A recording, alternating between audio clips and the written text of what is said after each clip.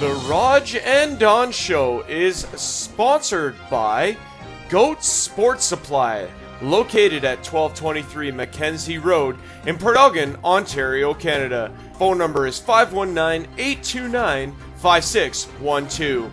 They are open Tuesday through Friday from 12 p.m. till 7 p.m. and on Saturday from 11 a.m. to 5 p.m. Visit their website at www.goatsportsupply.ca.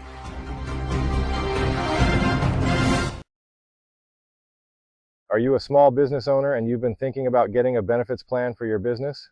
Check out benefitsimple.ca. No hassles, no pressure, no bull, just the info you want at your own pace. Benefitsimple.ca. Benefits simple. If your mortgage is renewing, in need of refinance, or if you've simply got equity sitting on the bench, you might be missing a big play. Most people don't realize there are options like BMO's Ready Line, TD's Flex Line, or Scotia's Step, turning your home into a tool, not just a payment. You can access equity, invest, renovate, or just take control of your cash flow. But here's the thing, they're not all the same, and picking the wrong one can cost you. That's where John Steffler with the Mortgage Group comes in. He helps you build the right game plan, whether you're buying, refinancing, or transferring your mortgage. And best of all, there's no cost to you. Call or text 519-630-8609 or visit HuronPerthMortgages.ca for more details. Interested in a summer sports camp? Well, we have you covered July 6th through the 10th, every day from 9 a.m. to 4 p.m. Goat Sports Supply and Saugeen Shores Winterhawks present Sports Camp. Built for athletes between 2015 and 2018. Space is limited. Register now. goatsportscamp@gmail.com.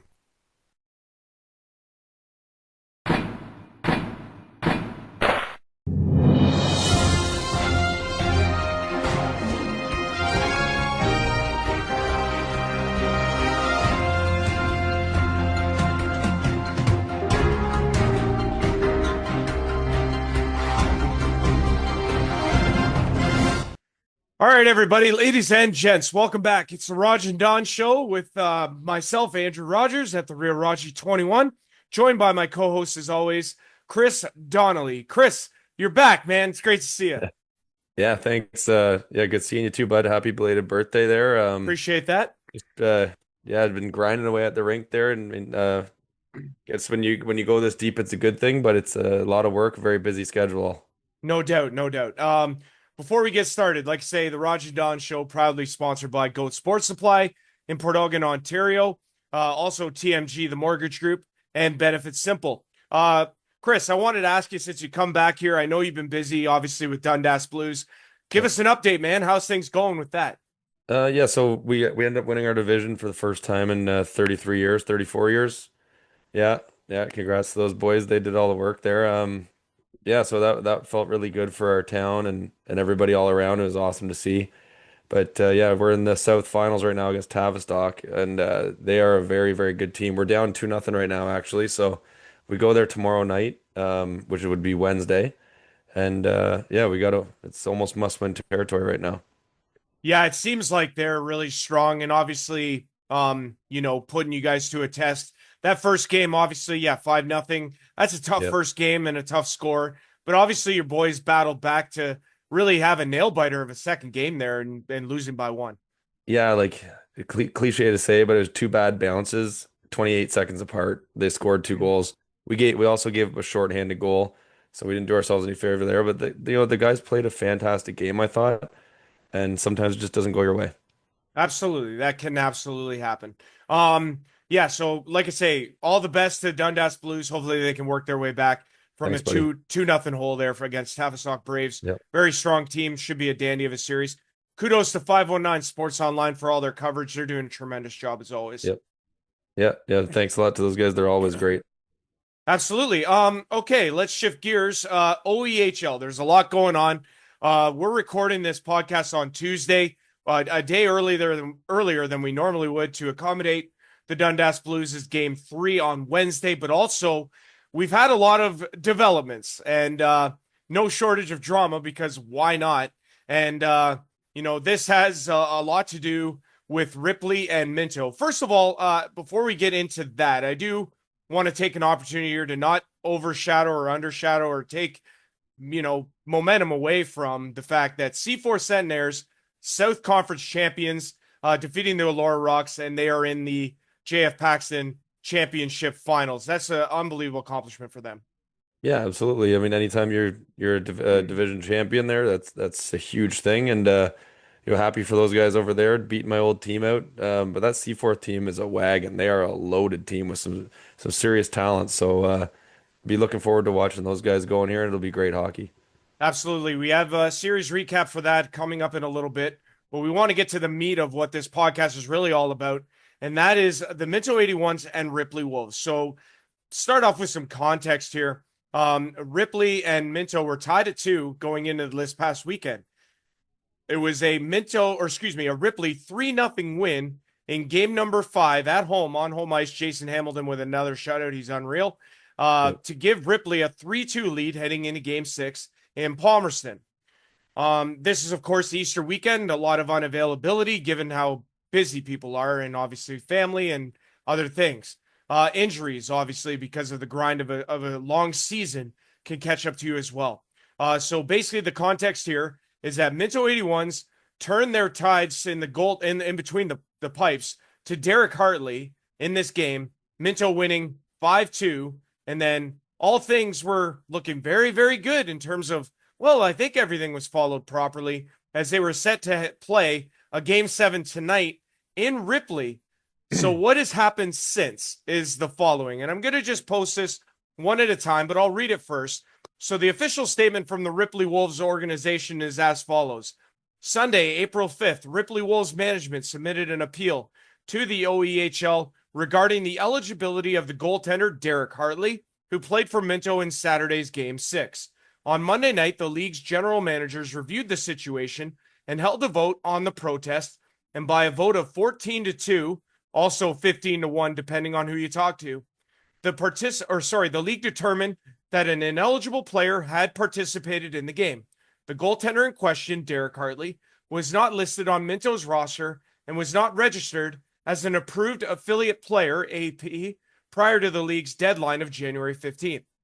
League records also show that Minto currently has 5 goaltenders listed on the roster, none of which apparently were available for the game on Saturday. Under the rules outlined in the OEHL manual, Game 6 has therefore been ruled a forfeit, and Ripley will advance to the next round of the playoffs, being the JF Paxton Finals against Seaforth. As a result, tonight's scheduled Game 7 will not take place. This was never how the Ripley Wolves hoped to see the series decided. Like every team in this league, we would have preferred for the outcome to be determined on the ice. However, our organization felt it was very important to ensure that the rules agreed upon by all teams were applied fairly and consistently. Our focus now shifts to preparing for the OEHL Paxton Trophy Finals, which begin this upcoming weekend.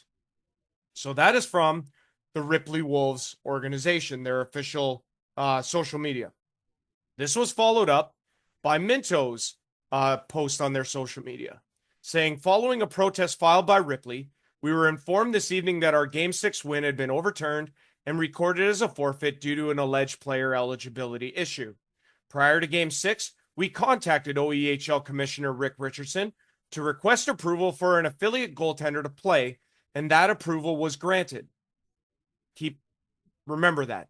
Despite the approval, Ripley appealed following Game 6, and the matter was ruled in their favor after a vote by the league's other general managers. We are extremely disappointed by the outcome and by the involvement of rival general managers in deciding the protest. We intend to appeal this decision to the OHA, Ontario Hockey Association. We acted on the approval granted by the commissioner and believe this series should be decided on the ice. End quote, essentially. The league posting a statement as well, saying following a protest regarding the use of an ineligible player, the April 4th game between Minto and Ripley has been overturned. Ripley is awarded a 5-0 victory and wins the series 4-2. The absolute latest, quote, and post from the three social medias in question here is from the Minto 81 saying, "This afternoon, we formally submitted our appeal to the OEHA. We thank our fans, sponsors, and the broader hockey community for their support in this matter. We remain steadfast in our pursuit of another JF Paxton trophy." So, after that mouthful, Chris, what is your initial thoughts from all of this? What's your takeaways? Um, I mean, I definitely feel for both teams. Like, I mean, I'm sure that Ripley's obviously happy that they're moving on, but I mean, I don't think any player really wants to win like that. It's not really like a great way to do it. But I mean, if that's the rules, then that's the rules. But I mean, someone needs to step up and take some accountability for leading them in that way. If that's actually what happened, again, I don't know anything about what happened, but I think there's got to be something a little deeper said that there's got to be some accountability on the situation.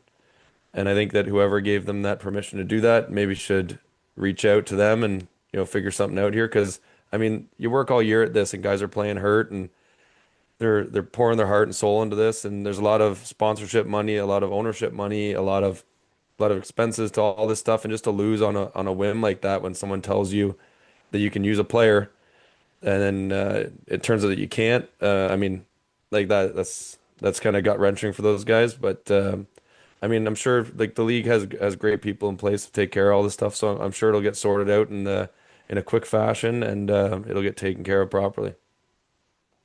Just to give some more further context here, myself, Andrew Rogers, and Chris Donnelly, the Rodg and Don show, we only know what we've been told. Under no way are we about to speculate or put ourselves in a position to look foolish or be called out for saying something that we shouldn't have. At the end of the day, the game and the league's integrity is what we are striving towards here. Um, you know, at the end of the day, we want to promote this league. We want to do it a good service. Shine a bright light on it and make sure that we are reporting on things like this to the best extent that we can. But when there is sort of some unknown to this or some, Yeah. lack of clarity, it is really hard because, again, I don't want to get into the speculation game because that is not a path that I'm prepared to go down. No, I agree. It's not fair to us. It's not fair to anybody listening. It's not fair to either team. If we start speculating, it turns into like a bash show. It's no one's deserving of that. Like no one did anything wrong in their own eyes here. So I mean, they just got to work it out. And I mean, shout out to Derek Hartley for coming in and getting the win there for them. Played a good game on the highlights there. That's a good goalie too that they brought in. So yeah, anyone who isn't familiar, Derek Hartley, formerly or actually from what I was told, he's still currently with the Hanover Barons. They were just defeated by the Fergus Whalers, who were honored prior to puck drop in game number 4 in the Fergus Arena between Elora and Seaforth. That was really cool. I got to meet some of those guys. Huge Yep. ups. That series was awesome between Fergus and Hanover. But Hanover, the defending champs, Fergus now the new Pollock Division champions. But Derek Hartley, he's had a fantastic junior career. And Yeah. On to bigger and brighter things if he does eventually make that switch. Didn't show any signs of looking out of place. Yeah, I agree. He looked good. He looked steady back there and calm. And I think like the last couple of years, he's won MVP and goalie of the year. Yeah, he's been outstanding. Also, I happened to work with him for a little bit at Ledge Rock. He worked with me at the Stone Quarry there, so that was pretty cool. Okay. It's Right always on. neat. It's always neat when you hear like stories about certain guys that go on to do great things and whatnot, and you can always be like, hey, I used to work with that guy. Yeah, yeah, that's cool. Right on. Yeah, absolutely. But yeah, so again, we can't speculate any more than we can speculate. The appeal has been put forth, and that is essentially the last of what we know right now in terms of this recording. Something could come out in the meantime, and Yep. if that does, we'll make sure that we are posting and that it's being reported as properly. But right now, it's just kind of it's in the air. It's a flux situation, so we'll see what happens. Yeah, for sure. Yeah, like you said, we don't want to speculate, and unfortunately, that's pretty much all you can do at this point. Exactly. One thing we definitely do not have to speculate is who the Hugh McLean A championships or champions are, and that is the Saugeen Shores Winterhawks completing a 4-game sweep of the Tillsonburg Thunder. We have highlights of game number 4 for you from the Tillsonburg Thunder YouTube channel. Break out of their own end. There's a battle for it along the boards. Stopped there by the Winterhawks goaltender. And shot out to center ice. In all alone. Scored! That leaked through Robertson's pads. And the Winterhawks go up by a score of 1-0. Back to the point. There's a loose puck. Scored! And the Thunder have tied it up. The loose puck comes back to the blue line. Kept in by the Winterhawks. There's a shot to score. So the Winterhawks go up by a score of 2-1. Cross-ice pass. Winterhawks still in possession of the puck. There's a shot to score. And the Winterhawks go up by a score of 3-1. We still have 11:16 left. Winterhawks coming back the other way. Looking for a shot in front, scored. So 4-1 is our score for the Winterhawks. We still have 9:25 left to go. Comes back to White along the blue line. Back to White again. There's a shot that didn't get all the way through. Another score again. So 5-1 is now the score. That went over the net. Johnson picks up the puck now. There's a shot, scores!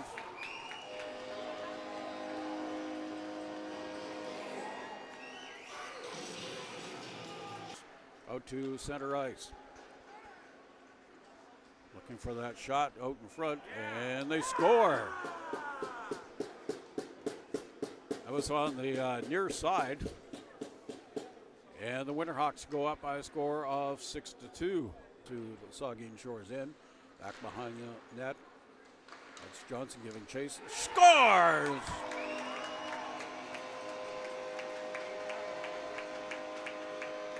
Thunder.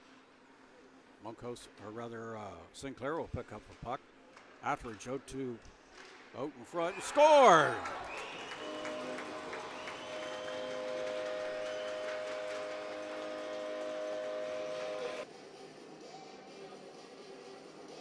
Off the face-off, that's won by the Winterhawks. Back to the blue line. There's a shot. Robertson had the initial stop, and it looked like McLean popped in goal number 7 for the Winterhawks. With 3:48 left to go in the period. Along the near corner. Back behind their own net. 10 seconds left to go in the period. There's a shot in front. Scores! So Thunder edge a little bit closer. It's now 7-5. Pass in front of the benches. That shot didn't get all the way through. Winterhawks on the power play. Back along the boards, being chased by Sinclair. And they score on the power play. So 8-5 is now the score. Drop pass. And they score. So 9-5 is now the score. With 5:59 left to go in the hockey game. Johnson with a shot. There's another shot. Score! So Thunder haven't given up yet. It's a pot goal number 6. And that will do it. Congratulations to the Saugeen Shores Winterhawks, the winner of the A Championship in the Ontario Elite Hockey League. So they win the series 4-0. I want to take this opportunity to thank you for tuning in this year. And special thanks to Flynn. Flynn sets all this up with the camera work and the computer and does a terrific job. So thank you for doing that. And we hope to see you next season once again for Tillsonburg Thunder Hockey. Again, congratulations to the Saugeen Shores Winterhawks, and thank you to you for joining us. I'm Doug Cooper. Have yourself a great evening, and happy Easter from the Tillsonburg Thunder.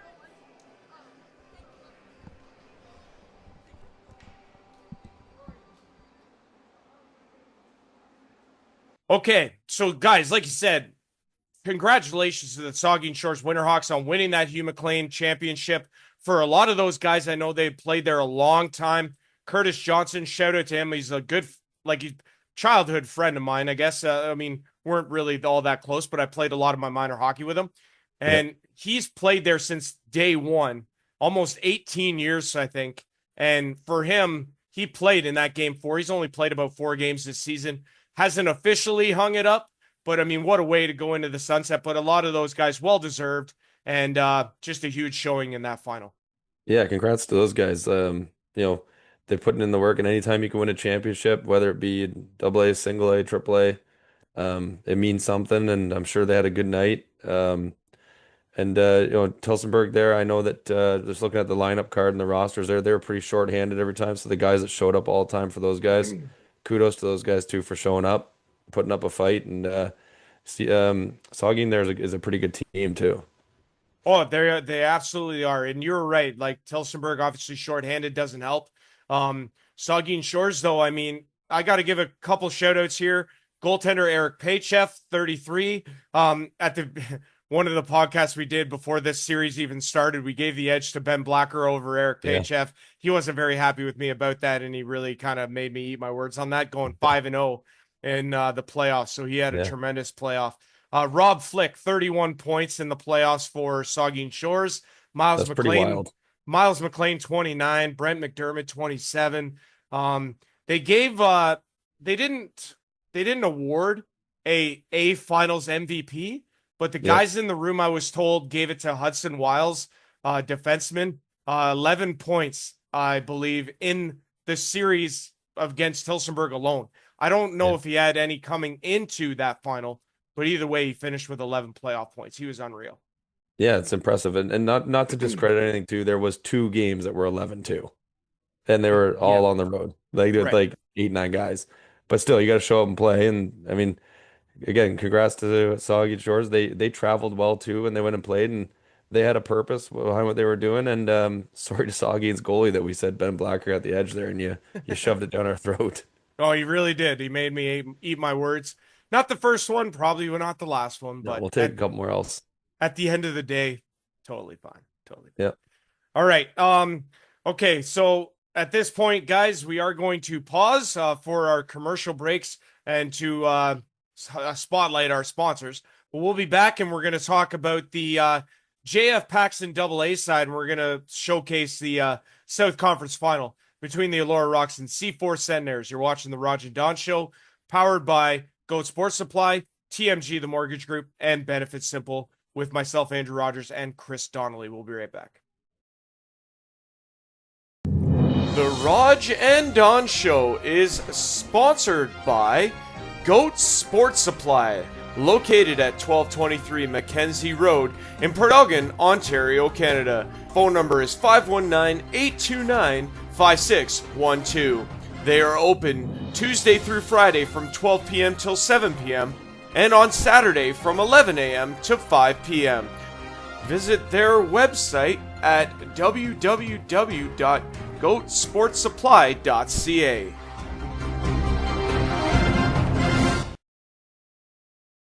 Are you a small business owner and you've been thinking about getting a benefits plan for your business? Check out benefitsimple.ca. No hassles, no pressure, no bull. Just the info you want at your own pace. Benefitsimple.ca. Benefits simple. If your mortgage is renewing, in need of refinance, or if you've simply got equity sitting on the bench, you might be missing a big play. Most people don't realize there are options like BMO's Ready Line, TD's Flex Line, or Scotia's Step, turning your home into a tool, not just a payment. You can access equity, invest, renovate, or just take control of your cash flow. But here's the thing, they're not all the same, and picking the wrong one can cost you. That's where John Steffler with the Mortgage Group comes in. He helps you build the right game plan, whether you're buying, refinancing, or transferring your mortgage. And best of all, there's no cost to you. Call or text 519-630-8609 or visit HuronPerthMortgages.ca for more details. Interested in a summer sports camp? Well, we have you covered July 6th through the 10th, every day from 9 a.m. to 4 p.m. Goat Sports Supply and Saugeen Shores Winterhawks present Sports Camp. Built for athletes between 2015 and 2018. Space is limited. Register now. goatsportscamp@gmail.com. All right, folks, welcome back. Andrew Rogers and Chris Donnelly here for the Rodg and Don Show. Like to thank, obviously, the sponsors. Want to thank 519 Sports Online for all the hard work that they do. And want to thank you guys, the viewership, for watching. Of course, as always, your continued support is very much appreciated. We see you. We appreciate all of you. And, hey, at the end of the day, you can tell we're both taxing, right? Yeah. Yeah, we're just making people's ears hurt. I don't think it's all that bad, but I get what you're saying. No, honestly, it's a thrill to keep bringing you guys these episodes each and every week, and we hope that you guys appreciate our comments, opinions, our takes on things, hot or not. We just want to be able to inform you on what is going on and give you guys some water cooler talk, if you will. Yep. All right. That's it. All right. Before we dive into it, we're going to switch over to the South Conference Final. The Elora Rocks and Seaforth Centenaires. We have highlights from this past weekend's Game 4, courtesy of myself on YouTube at the Elora Rocks official YouTube channel. I was on the call for that. And then we have 519 Sports Online. Highlights of Game number 5, Seaforth's clinching of the South Conference title. We'll be back after that.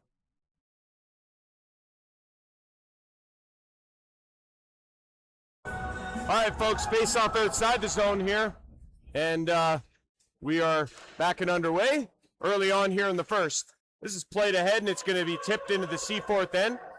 This is going to be played by Charlie Rankin up the boards, and Cameron plays it back to Hamilton, who shoots in the middle for College. What a pass, they score! Jacob Black strikes first for the Rocks, and they lead it 1-0 here in Game 4. Condata in his own end will shoot it ahead. Up to Utley. Utley across center. Into the zone. Shot save. Rebound. What a hit. McIntosh was lit up by Braden Blight. It's loose. They score. Rocks on the board again. Loose in front, and it's deflected home by Alex Utley. And the Rocks, just like that, with a 2-0 lead here in the first. We'll also give you an idea of what the remaining schedules are for the other series as well, as this is played ahead. Here is Stanbury. He has a man going to the net. Chisholm, they score! What a move from number 9, Kyle Stanbury. And he makes no mistake, that's his 10th of the playoffs, and he cuts the Elora lead in half. It's 2-1. What a move from number. Elora's going to contain it. Lantz is going to pin it on the boards, and the final seconds will tick down as Stevens and Wisniewski get into it a little bit. Some pushing and shoving. This has been a tremendous series, but the teams don't like each other. That much is evident. But after one, Elora leading 2-1 against the Seaforth Centenaires. Centenaires lead in the best of 7, 2-1. This is Game 4 of the OEHL South Conference Final. Andrew Rogers on the play-by-play with you. Alex Utley, the second goal for Elora. And then you had Kyle Stanbury scoring a dynamite goal to get the Seaforth Centenaires on the board and cut that lead in half, and that's where we stand. So we're underway here in period 2. It'll be the long change for both teams as well. And on the big ice, you know that's going to come into play. It's got to eventually, right? It's got to catch up to these guys at some point. But going from the big ice to the little ice in Seaforth, that will be the test for sure. So save picked up by Oliver in the corner. Oliver overskated it though. And Seaforth's going to come up with it. Look out! Daigle with the breakaway. Shoots, scores! Camden Daigle on the stretch pass from Oliver, and he stuffs it through the 5-hole of Colin Dunn, and we are evened up. It's 2-2. What a move. Shot there, off a body and into the corner. Dago with the shot there was blocked. Here comes McCormick the other way. He's all by himself. Now he looks for help from Tolton. Tolton in behind the net. Has Stevens, but he went into the corner. Hamilton at the line, shoots, scores! Shot from the line, deflected, and it beats Alex Hutchison. And right now it looks like it's going to be Mark Hamilton's goal, and the Rocks restore the lead. It's 3-2. Going to try and push it right to the net, I believe, here. And they're going to wave Jacob Black out of the face-off dot. In comes Collins. And shot toward Dunn, and he stops it, and we'll get the horn here. And through 40, Elora Rocks lead it 3-2. Don't go anywhere, folks. We're in for an exciting third period here in period 3. Seaforth in the visiting whites with the black, gold, and green trim, while the Elora Rocks don the home navy blues with the red trim. And this puck is going to be sent out. Look out onto the Elora bench. Black lost it at the blue line, and we're back to even strength.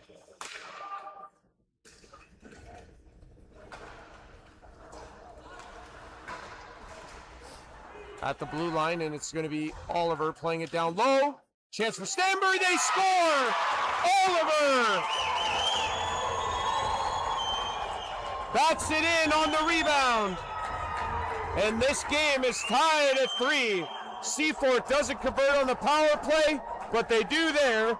It's Reed Oliver with his third of the playoffs, and we're tied at 3. It's the puck there by Utley, but he keeps control. And it's through the crease and out the other side. Krieger at center dumps it in. Hutchison deflects it into the corner. Broderick in the corner. Here's a play in front. Save, rebound. How did that stay out? And a glove pass is called. How did that stay out? Somehow, some way, it doesn't beat the goaltender. And we remain in a deadlock here. Hatch to Casey. In the middle, good pass. Played ahead. And across the line comes Seaforth Stanbury. Dumps it in. It's still loose for Bogdan. Centering pass. Huber tried to shoot. They score! Stanbury!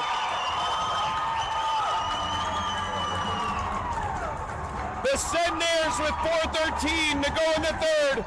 Get another one from Kyle Stanbury, and it's 2 unanswered in the period, and the Senators lead. It's 4-3. Line kept in, Broderick.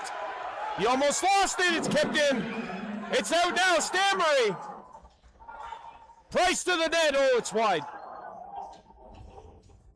50 seconds. Elora has it. They'll bring it up the ice. Broderick gave it away. They score!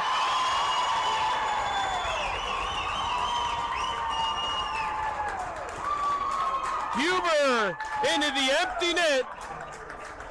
And Jamie Huber with his first of the playoffs. An empty net goal that puts the Seaforth Senators ahead 5-3 here in the third. 5. Saturday night in Seaforth at 7:30. If the Elora Rocks win, Game 6 will be here Monday night at 8:30 here at the CW Sportsplex. Andrew Rodgers signing off, saying good night from Fergus, Ontario, Canada.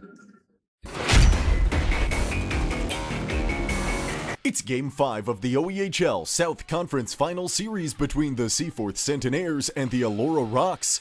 Following wins in 3 straight, the Centenaires take home ice in this one with a 3-1 lead in the best of 7 and a chance to advance to the league finals for the first time since 2022.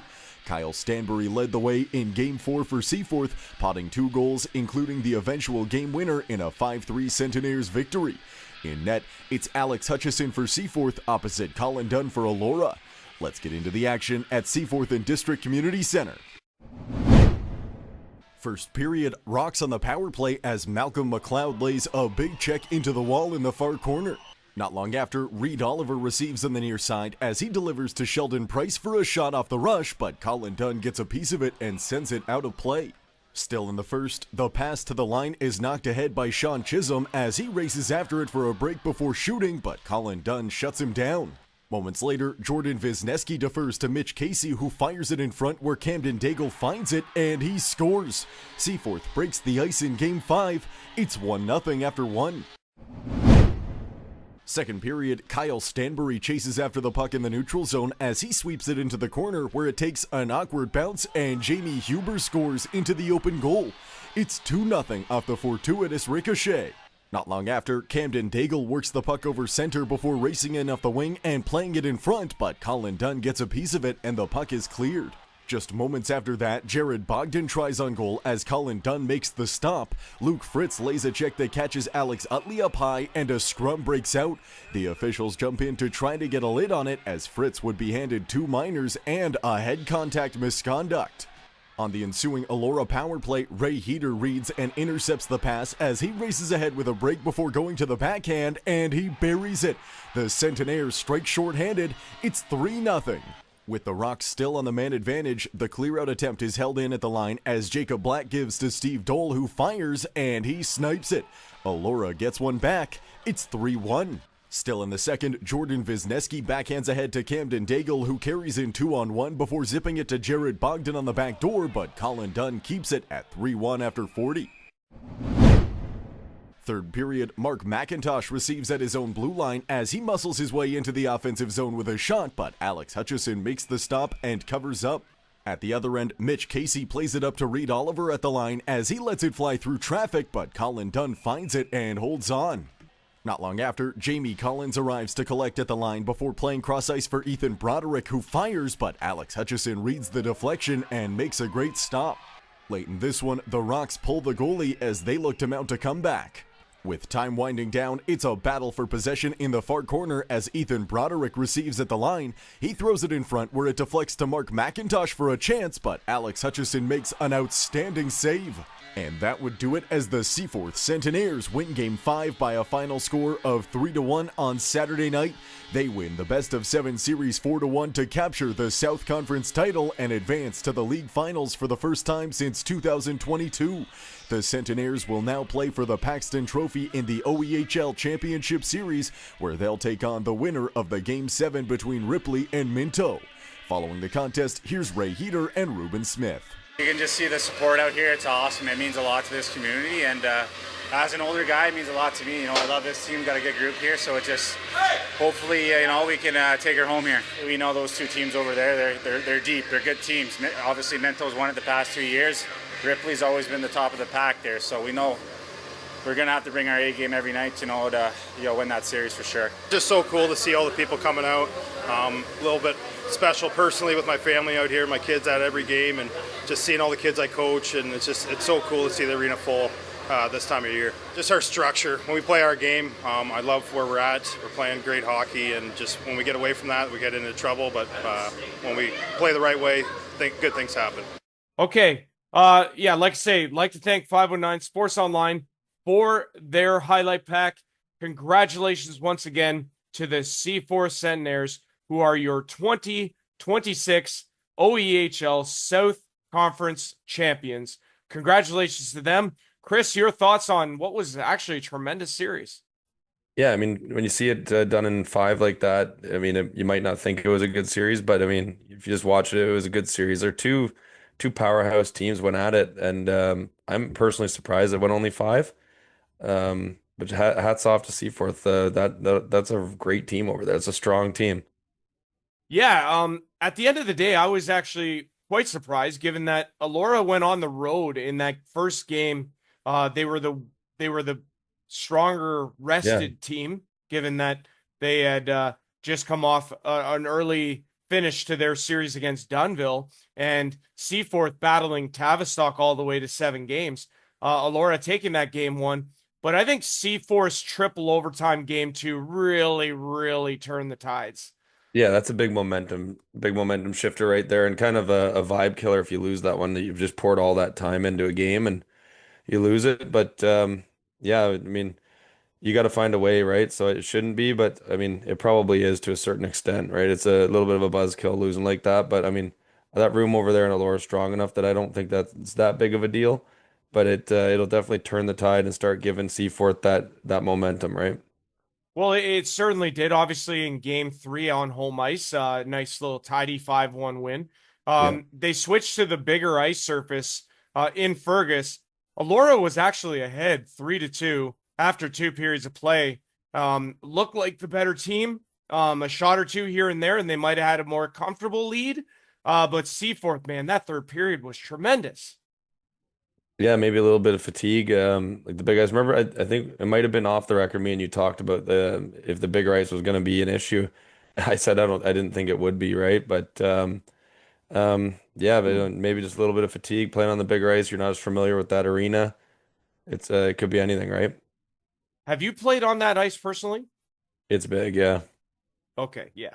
So, and yeah, like it's amazing what the difference is between going from that to yeah, Seaforth's rink into Alora's rink. Like, just yeah, quite a size differential. Even just standing, just where I was in the stands doing commentary, in that Game 4. You're right. Like I was right at the very back, at the very top, and I was like, man, this vantage point is cool. Like it almost felt like old Foster Hewitt gondola at the Gardens kind of thing. It yeah. was You're way up cool. top. You're in the nosebleeds. But it's such a different vantage point that Yeah, I'm used to because in Alora and in Seaforth, you pretty much feel like you're right on the glass, you're right on the players. yeah, yeah. No, you're right. So I mean, it is a completely different vibe. 100%. Want to give a shout out here. I thought we'll start with the Laura side of things. Colin Dunn was a workhorse in these playoffs. I thought, he played really well throughout the course of the playoffs. And, again, for a guy who's been there as long as he has, great to see him still kicking it with this team as a veteran. Yeah, Mark McIntosh, man, holy jumping, this guy was unreal. yeah, 22 points in the playoff run there for Alora. He was really solid. Um, I think one thing that I do actually want to discuss with you was the fact that Clayton Holzer was lost in Game 3 to what ended up being a broken wrist. yeah. That was a killer. Not having him available for games 4 and 5 Yeah, he's a big part of that team. We spoke about him earlier, how great he was in the season. He had that suspension in the first round there too, so against they missed him too, Petrolia. right? Yeah. So kind of unfortunate little playoff run for him there with just with the suspension and getting injured. But yeah, it's a huge piece to lose, and I mean, they have a really good future there with those young kids that they brought up there in Alora. There, Mark McIntosh will be a really good player for them for years to come. Colin Dunn's probably got another 25 years left in the tank at the rate he's going. He's Just unreal. he's not declining, and he's a workhorse for that team and the backbone of that team. And when he's going, they're going. So keep going there, Dunner. Yeah, absolutely. Great guy off the ice as well. Yeah, Just clarification there. I did say Laura beat Dunville in the first round. It was actually Petrolia. That's my fault. I was just a little bit mistaken on that. There's so much hockey. Sometimes it's easy to yeah, get lost in it, right? But on the Seaforth side of things, Alex Hutchinson's played every game in the playoffs so far for Seaforth. 16 games. He's 12-4. Just having an unbelievable pretty playoff. incredible. Oh, he's just unreal. And he went 10 and Yeah, 1 in the regular season. So his yeah. overall record is 22-5 this year in 27 games. Again, I'm still surprised that it was 5 games, but like you got two goaltending titans going at it there, Oh right? yeah, And I mean, like Ed Hutchins is a fantastic goaltender. The record alone is just crazy. absolutely. Big shout outs here also to Camden Daigle, 21 Great points player. for him. Oh, he had a tremendous Game 4 there, scoring on the breakaway, and obviously he added a penalty shot goal against Tavistock in Game 7. Jared Nash, another stud. Oh yeah. Kyle Stanbury had 2 goals in that Game 4. Him and Daigle 11 apiece in these playoffs. Those guys are just Wow. monsters on that C4 side. Yeah, then they're huge, that team. Like that team is yeah, they're a wagon over there. They got Cal O'Reilly too, right? Over there? Yeah, they do. Well, he was for the regular season. Yeah. I don't believe he's He hasn't been in the played playoffs. in the playoffs, no. But yeah, he would make a big difference, obviously, if he Yeah. was still playing. But I mean, there's still a wagon regardless of Yep. his inclusion or not. Yeah, great goaltender back there too. They defend well. They can score. They got a lot of really good defensemen as well. Charlie Rankin's quite good. Ruben Smith, their longtime captain, excellent player. Mitch Casey, who I've known since Stratford Fighting Yep. Irish days. Play against Great, him. He's good. great to see him. He's just a tremendous guy, tremendous hockey player, and makes a big difference. Zach Hatch, I thought, had a really nice series as well, number 15. Just like I say, all throughout the lineup, there's no holes in the lineup. No, and at this stage of the game, we're not going to find very many teams with that, right? Or else they wouldn't be here. Absolutely. You're absolutely right. And again, so congratulations to Z4 South Conference champions. And again, based on what we started talking about at the beginning of the podcast, it's still undetermined technically as to who they will play in the finals. We're going to take a break. We're going to take a break. We'll come back. We'll talk about the North Conference side and get you guys kind of up to date as what we know once we hear from our sponsors once again. The Rodg and Don Show is sponsored by Goat Sports Supply, located at 1223 Mackenzie Road in Port Elgin, Ontario, Canada. Phone number is 519-829-5612. They are open Tuesday through Friday from 12 p.m. till 7 p.m. and on Saturday from 11 a.m. to 5 p.m. Visit their website at www.goatsportsupply.ca.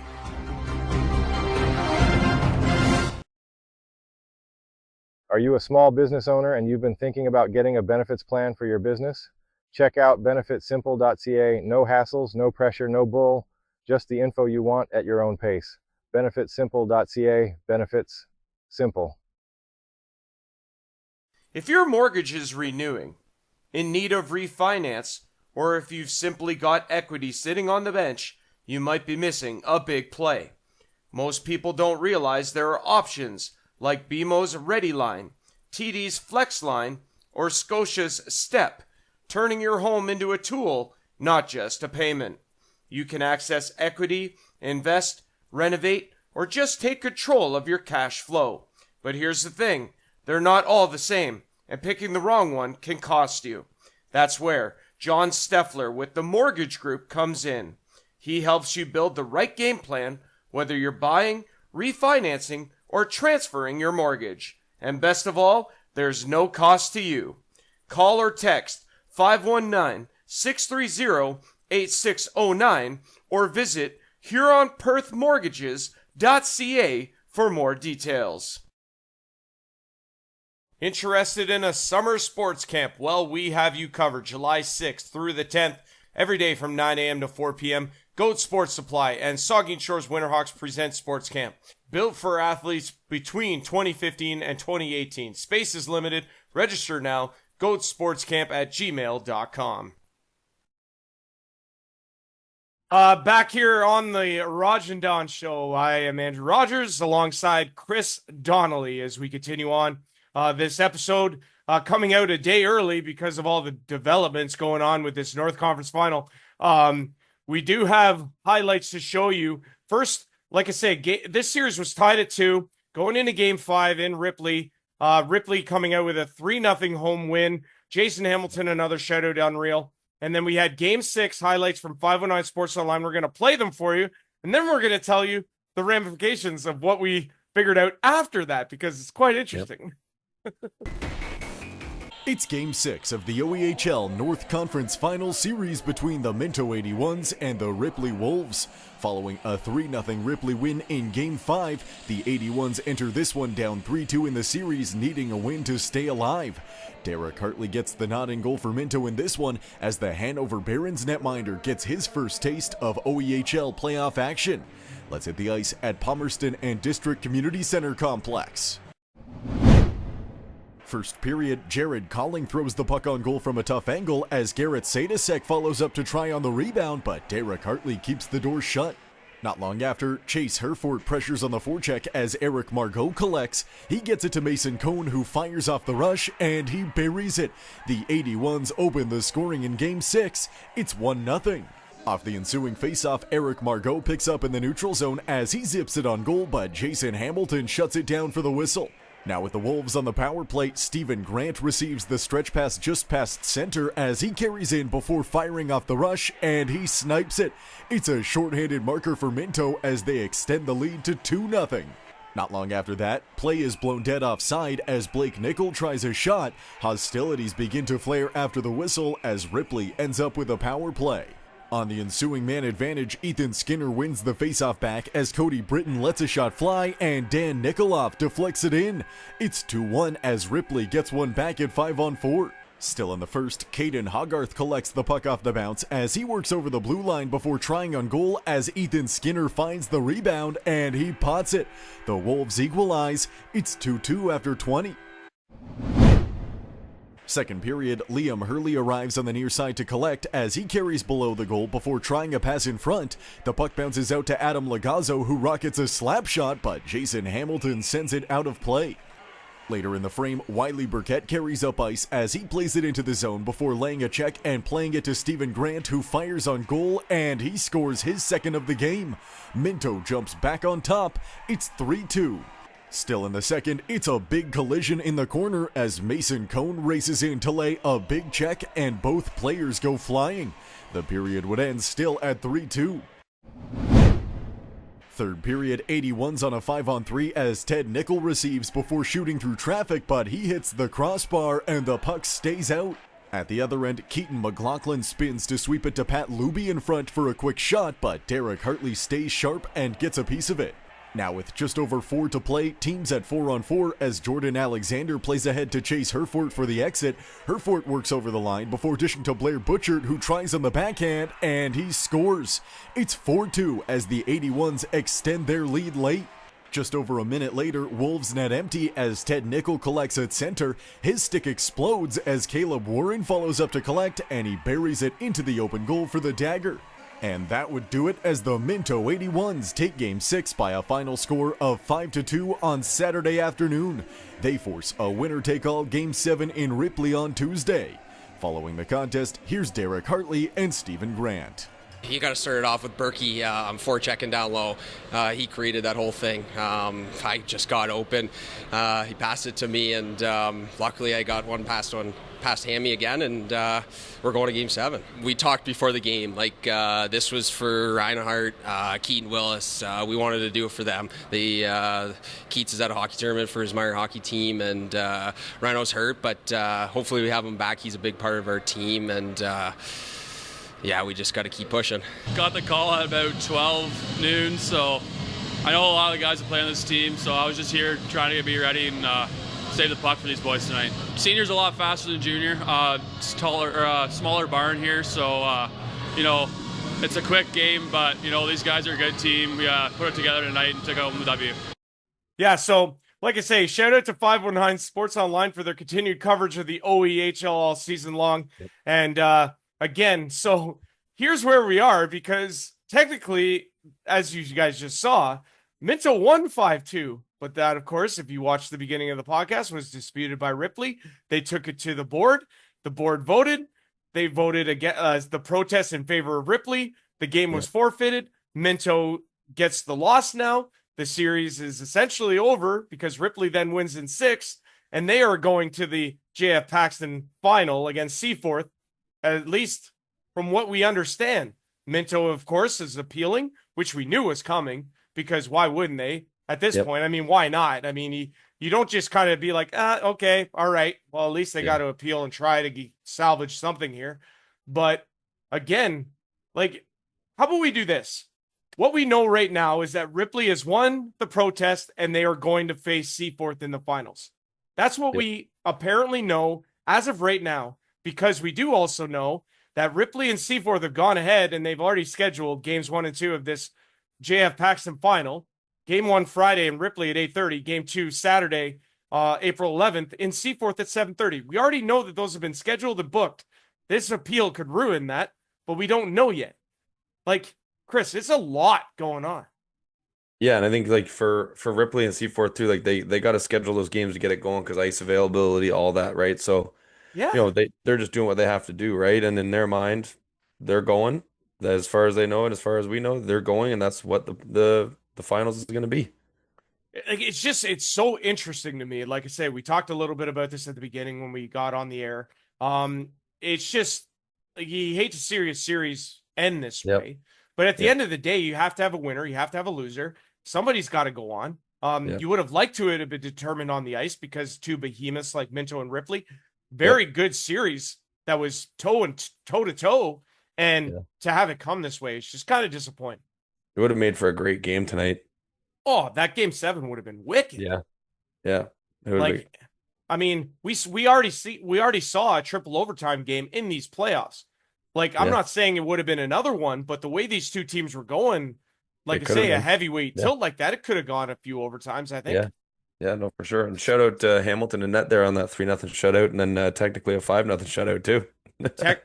Technically, yes. But again, that's where we stand. Minto appeal. We don't know what's going to happen as a result of that. The general consensus, again, not speculating, but the general understanding is is that we're proceeding as if it's going to be Ripley and Seaforth in that final, and that's going to get underway on the weekend. Now, again, you brought up a great point. We're getting to that weird point in the year too where ice is going to start coming out at some point here, like it did in Elora when they had to switch to Fergus. Yep. I mean, it's a very valid thing to say too, right? So, I mean, they have to play it, and then what happens? Like, I'm just going to speculate again. What happens if they play these two games, and then the appeal goes in Minto's favor? Well, and see, that would be where I would say, don't play them until the Minto appeal is settled. Like, or like, I don't know, maybe it would be like if the game gets played, it's like, you lose your coach's challenge if the play happens after. Like, who knows, right? It's just, oh man, like these are all unknowns. We're just spitballing right now. These are all just unknowns. That's exactly it. And like we're obviously trying to be informative, but at the end of the day, you can only inform on what you know as for like 100% certainty. What we also do know is that Minto's going to the Allen Cup. Like that's a big wrinkle here in all of this, isn't it? Well, I think so, because they have to be around, and if they're gone, how are they going to play if this gets delayed, right? Yeah. So I just want to see here, and so the Allen Cup Challenge, Canada's premier senior AAA men's hockey championship, will take place from April 19th to 25th at the Conception Bay South Arena in Newfoundland. Very cool how they're going out east for this. I mean, it's going to be awesome. Like, all of what I've heard about this is that there's going to be some wicked teams being out there for this, tournament. Well, it was in my hometown here, just down the street from me for the last 2 years in Dundas. Right. So it's big. It's good hockey. Yeah, like and obviously Minto there last year had a great run. Yeah. Sorry, it was in Wentworth last year, but then Dundas before that. Sorry, but Minto put on a great show, and they belonged there. To be honest with you, they proved everybody that they belong there. Yeah, exactly. Now again, so we know obviously the fact that Minto is going on the night like for this tournament, and obviously 12 days. Yeah, like 12. That's crazy to me. Like that's got to be in the heads of everybody here, doesn't it? It should be. I mean, it should be. Right. When I'm thinking, and again, like you already said some of us, but we are not swayed towards Minto. We're not swayed towards Ripley. We're just going to go with the facts, and that's it. That's it. Whoever's in, whoever's out's out, and that's what we're going with. Absolutely. Well said. Thank you for that. But that's what we want to try and make sure we reiterate here is that, there is no favoritism here. There is no, we're rooting for one team or the other. Yeah. Like, you don't favor Elora just because you played for them before. Like, obviously there is a little bit of, there's obviously, yeah, exactly. Yeah. But at the end of the day, like we try and maintain professionalism in what we do. Yeah. Yeah, we're just here for the league, like you said earlier. We're just trying to help it grow, and just keep on building a good product here that they've done a good job with. Absolutely. Nope, that's 100% right.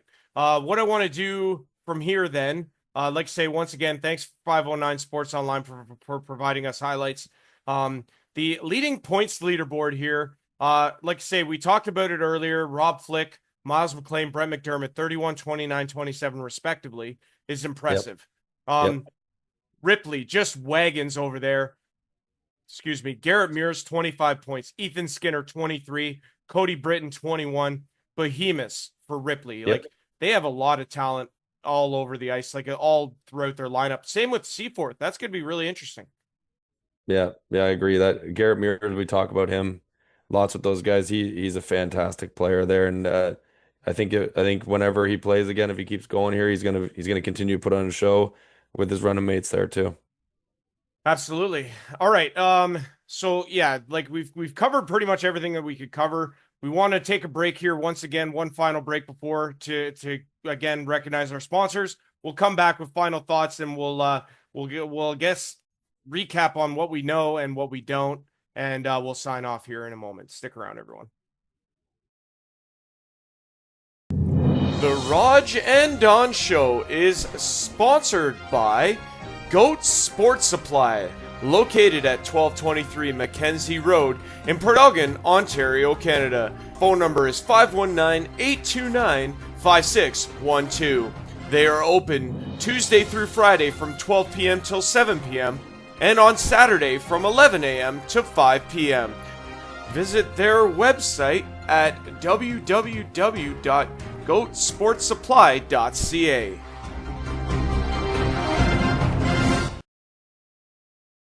Are you a small business owner and you've been thinking about getting a benefits plan for your business?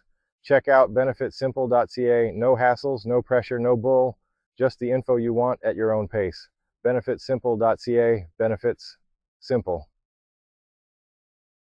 If your mortgage is renewing, in need of refinance, or if you've simply got equity sitting on the bench, you might be missing a big play. Most people don't realize there are options like BMO's Ready Line, TD's Flex Line, or Scotia's Step, turning your home into a tool, not just a payment. You can access equity, invest, renovate, or just take control of your cash flow. But here's the thing, they're not all the same, and picking the wrong one can cost you. That's where John Steffler with the Mortgage Group comes in.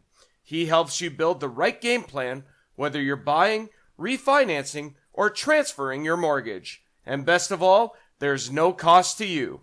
Call or text 519-630-8609 or visit HuronPerthMortgages.ca for more details. Interested in a summer sports camp? Well, we have you covered July 6th through the 10th, every day from 9 a.m. to 4 p.m. Goat Sports Supply and Saugeen Shores Winterhawks present Sports Camp.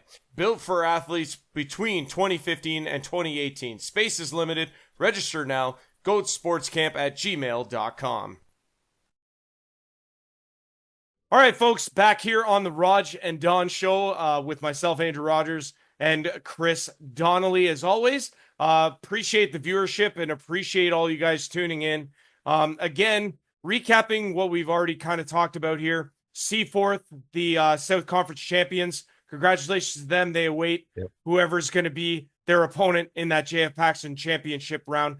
The reason I say they await their opponent still is because a Minto appeal on a Ripley protest for Game 6 is still to be heard, and it could change the course of what is going to happen.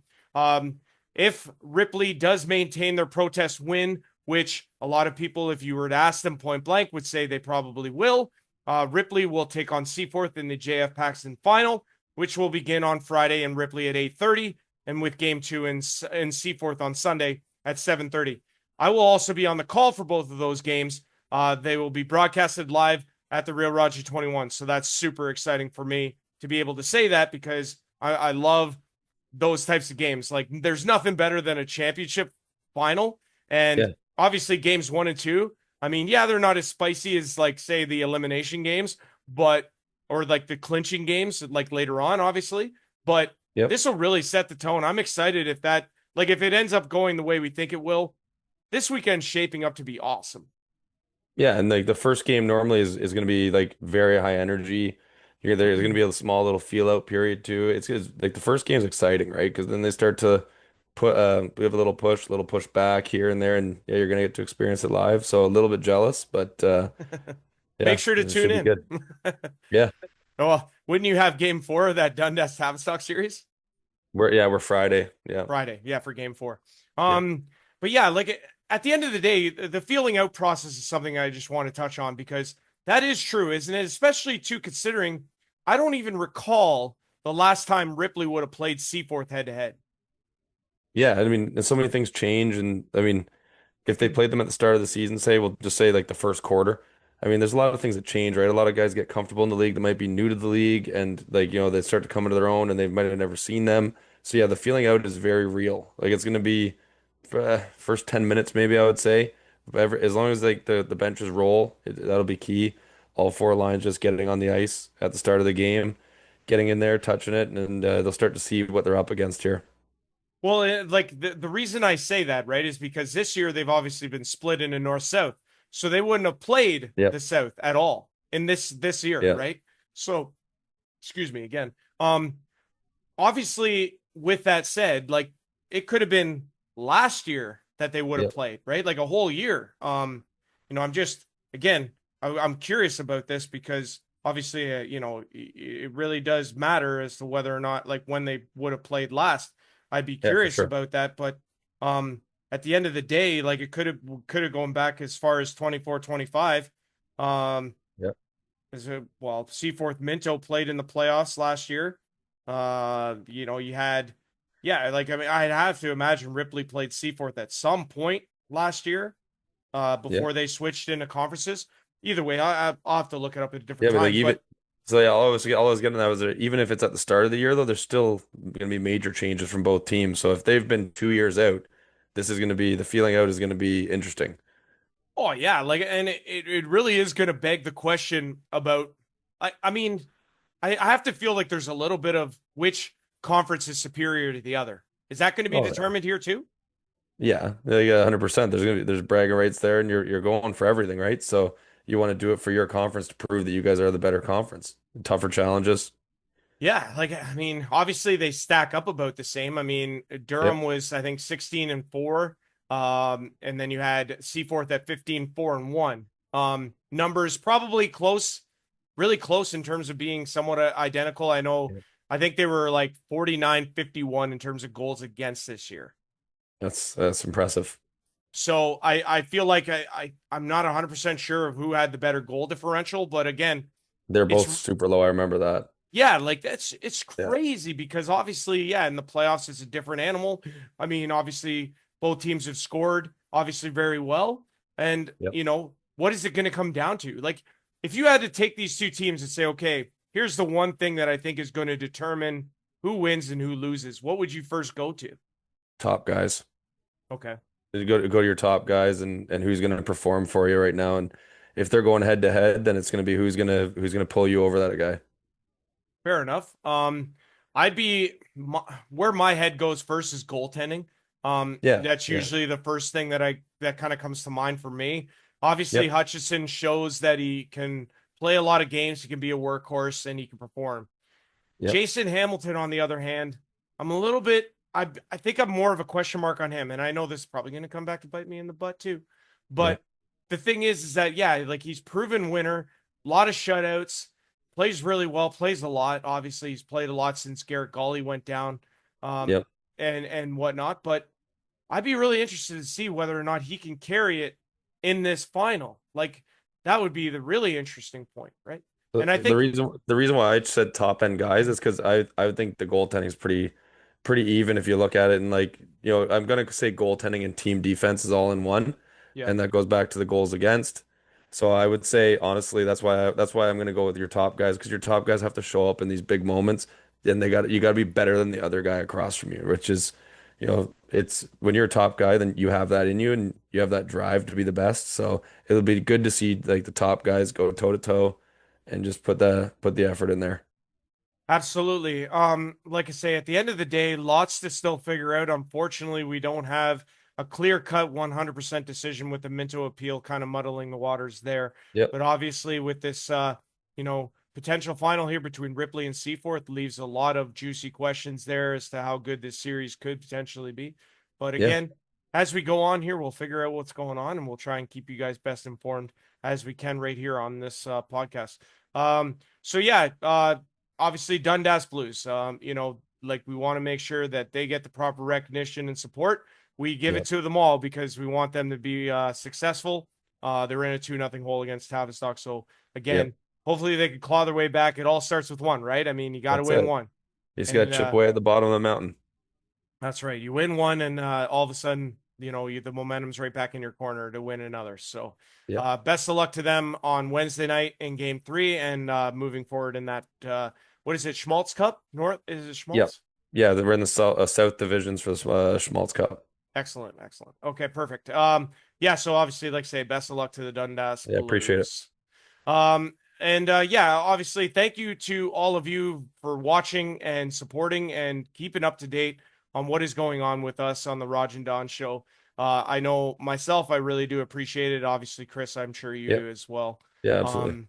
But we try and, like I say, bring the heat every time we come on this podcast and bring it to you. So that we couldn't do it without you, and we couldn't do it without our sponsors, Goat Sports Supply out of Portaugin, TMG, the Mortgage Group, and Benefits Simple. We'll also make sure to have Jack from Goat Sports Supply on the next podcast. I know I was talking to him. He wants to come on, and we can do a little thing just to introduce him and get him out there so that he could talk a little bit about his place, and that'll be really cool to have him on. I think that might be next week, but we'll try and to fit that in. But anyways, we're gonna sign off here. We've been talking for a lot of time, so like I say, for Chris Donnelly, I'm Andrew Rogers. You've been watching another episode of the Rodg and Don Show on YouTube at the Real Rodg 21. Great to be with you guys, and thanks for watching. We'll see you guys next week. Take care. Interested in a summer sports camp? Well, we have you covered. July 6th through the 10th, every day from 9 a.m. to 4 p.m. Goat Sports Supply and Saugeen Shores Winterhawks present Sports Camp. Built for athletes between 2015 and 2018. Space is limited. Register now. goatsportscamp@gmail.com. If your mortgage is renewing, in need of refinance, or if you've simply got equity sitting on the bench, you might be missing a big play. Most people don't realize there are options like BMO's Ready Line, TD's Flex Line, or Scotia's Step, turning your home into a tool, not just a payment.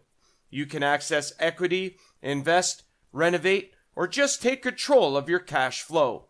But here's the thing, they're not all the same, and picking the wrong one can cost you.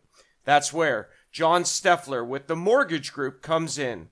He helps you build the right game plan, whether you're buying, refinancing, or transferring your mortgage. And best of all, there's no cost to you. Call or text 519-630-8609 or visit HuronPerthMortgages.ca for more details. Are you a small business owner and you've been thinking about getting a benefits plan for your business? Check out benefitsimple.ca. No hassles, no pressure, no bull, just the info you want at your own pace. benefitsimple.ca. Benefits simple. The Rodg and Don Show is sponsored by Goat Sports Supply, located at 1223 Mackenzie Road in Portaugin, Ontario, Canada. Phone number is 519-829-5612. They are open Tuesday through Friday from 12 p.m. till 7 p.m. and on Saturday from 11 a.m. to 5 p.m. Visit their website at www.goatsportsupply.ca.